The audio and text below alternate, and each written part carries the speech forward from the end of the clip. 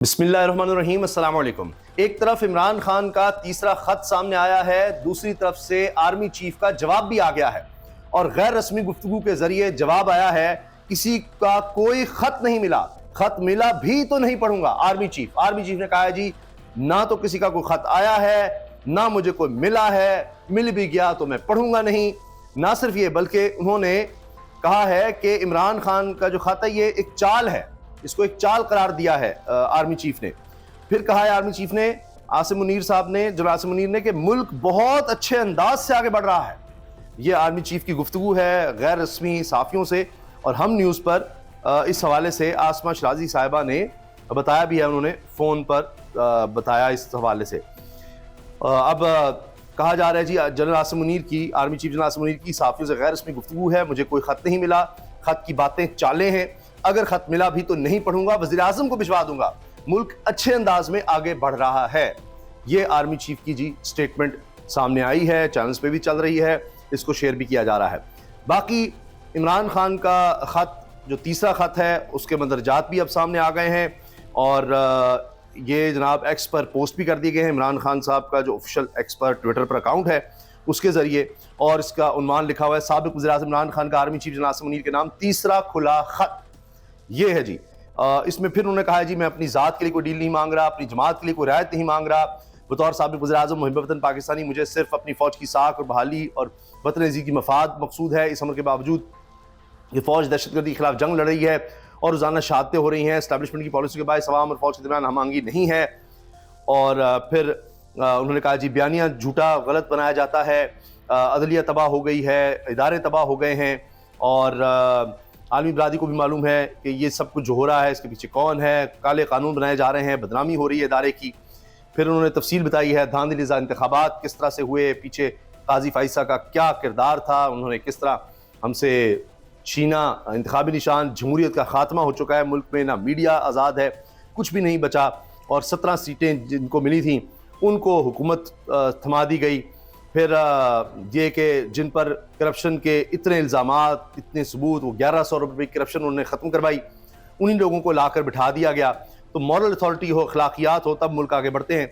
यहाँ कुछ बचा ही नहीं, कैसे कैसे लोगों को हुकूमत में बिठाया गया है, उससे सारी तबाही आ रही है, इससे कभी बेहतरी आ ही नहीं सकती। अगर वक्त हुआ तो इस पर हम दोबारा आते हैं और पूरी डिटेल में मैं आपके सामने ख़त रखूँगा। जो मेन चीज़ें हैं, क्रक्स है, उस खत का मैंने आपके सामने रख दिया है।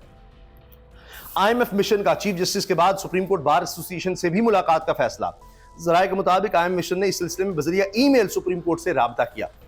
या तो अब IMF मुतमईन नहीं हुआ चीफ जस्टिस की बातों से, चीफ जस्टिस ने हालांकि साफियों को भी बुलाया, सारी एक्सप्लेनेशन दी और कहा इमरान खान ने जो बातें की हैं, जो उन्होंने डॉसियर दिया है, दस्तावेजात दी हैं, USB दिया है, उसमें वीडियो एविडेंस, हर तरह का सबूत और बड़ा ज़बरदस्त है वो इंसानी हुकूक की पामाली के हवाले से। तो ये मैं आईनी बेंच को भेज रहा हूँ। अब क्या ज़रूरत थी उनको बुलाकर कहने की? तो क्या इसके बावजूद IMF मुतमईन नहीं हुआ और सुप्रीम कोर्ट बार से उन्होंने राब्ता किया है?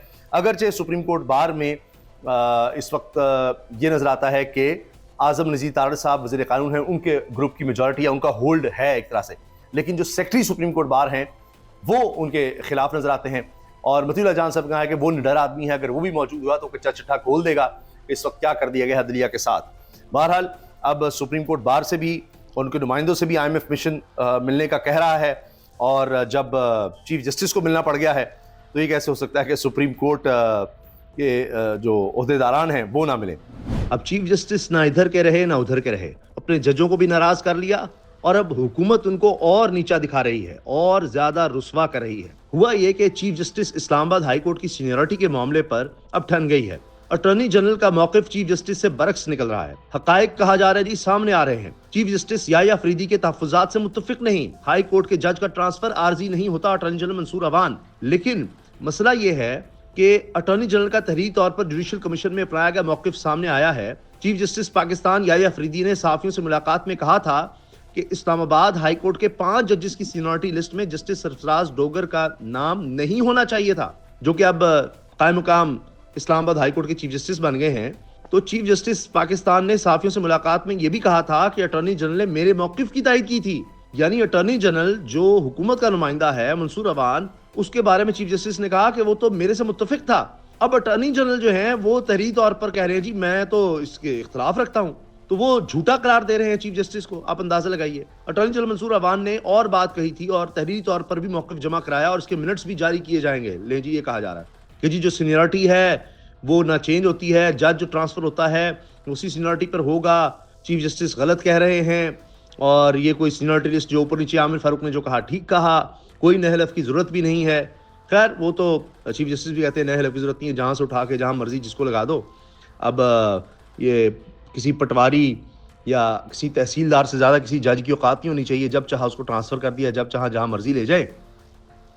उसकी एक और मिसाल ये है कि आप एक दफ़ा फिर हुकूमत ने देखें क्या हरकत की है कि प्रैक्टिस एंड प्रोसीजर एक्ट जिसके तहत ये था जी 3 जजेस होंगे, उसको बार बार बदला जा रहा है। एक खेल बना लिया है कि पहले कहा जी चीफ जस्टिस और उसके साथ सीनियर मोस्ट 2 जजेस, फिर देखा काजी फाइज ईसा मुश्किल में आ गए हैं क्योंकि जस्टिस मंसूर अली शाह और मुनीब अख्तर आ गए मैदान में, वो 2 जजेस थे तो मेजॉरिटी उनके पास चली गई थी। फिर क्या किया, नहीं जी फिर ये होगा कि एक जिसको चीफ जस्टिस खुद अपना बना दे, तीसरा जज वो होगा जो फैसले करेगा बेंचेस के और ये और वो।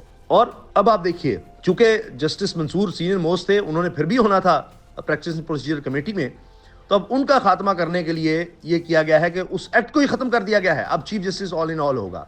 तो आप देखें कि रोज अब सुप्रीम कोर्ट को हुकूमत कंट्रोल करेगी।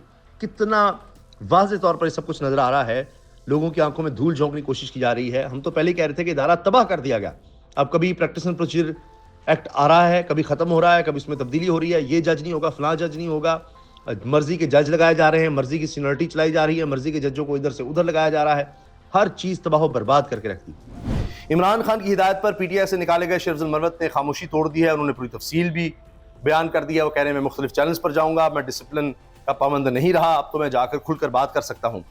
पीटीआई से निकाले जाने पर शेर अफजल मरवत ने समाजी राब्ते पर इमरान खान और पार्टी को पैगाम दिया है, खामोशी तोड़ी है और कहा है कि जी एक तवील बयान में उन्होंने लिखा कि हमें हमेशा पीटीआई और खान साहब के साथ वफादार रहा और अपने उसूलों पर खड़ा रहूंगा।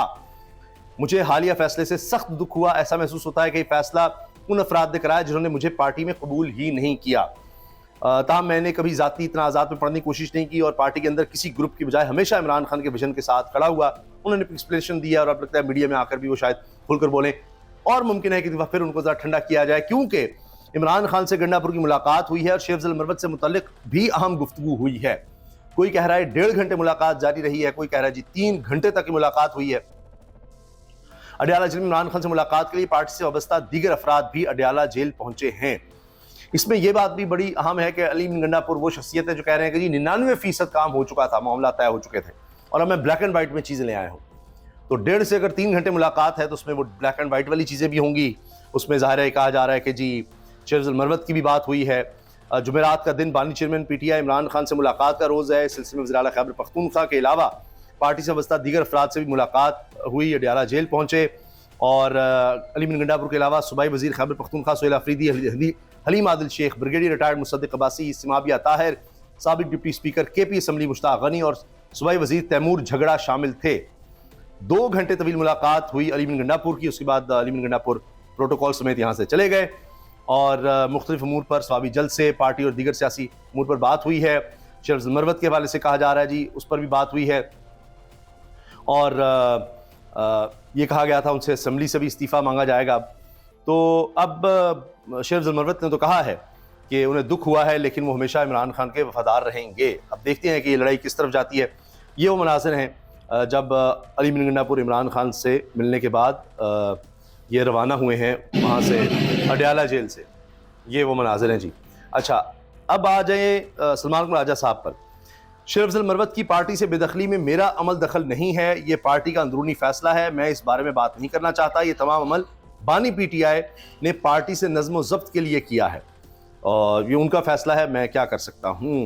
यानी उनकी बात कहने का मतलब यह है पीटीआई जब भी इस हुकूमत से हाथ मिलाएगी वो इनकी जेब काट लेंगे। इलेक्शन कमीशन की तकर्री में हुकूमत अपना ही कोई नाम इनके अपोजिशन के बंदों के जरिए शामिल करवा कर अपना काम करवा लेंगे।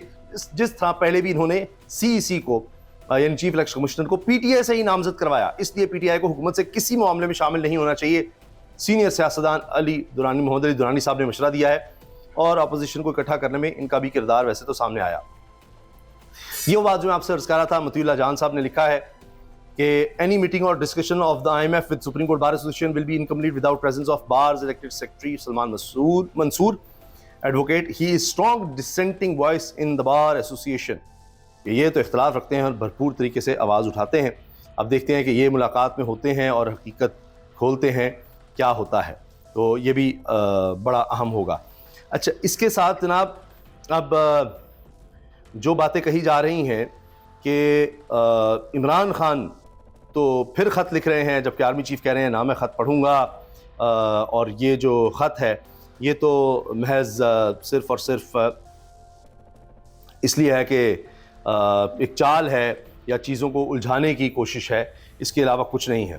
तो वो तो इमरान खान साहब तो ये कह रहे हैं कि ये उन्होंने मुल्क के लिए, आर्मी चीफ का ये बयान आया कि उलझाने की कोशिश है और चाल है, यह है वो है, लेकिन इमरान खान साहब का जो ख़त है उसमें वो कह रहे हैं जी मैंने मुल्क की खातिर लिखा है और ये तीसरा खुला ख़त है।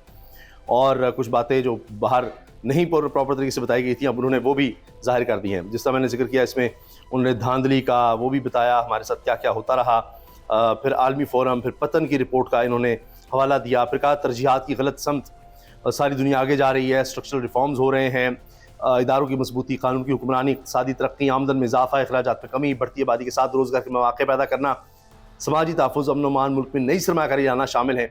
इदारों की मजबूती में ही मुल्क की तरक्की का राज पोशीदा है, और इदारे मजबूत नहीं होंगे, इंसानी हुकूक मुल्क में नहीं होंगे। जिस तरह ये देखिए 5 नंबर पर लिखा है मुल्क में इंसानी हुकूक की पामालियाँ, उस पर इन्होंने सारी तफसील लिखी है। तो ये उन्होंने बाकायदा पॉइंट वाइज एक एक चीज़ इमरान खान ने वाज़े की है, और वो क्या समझते हैं कि मुल्क की हालात की ज़िम्मेदारी किस पर है और क्यों ये हालात हैं और कैसे बेहतर होंगे। इजाज़त दीजिए, अल्लाह हाफ़िज़।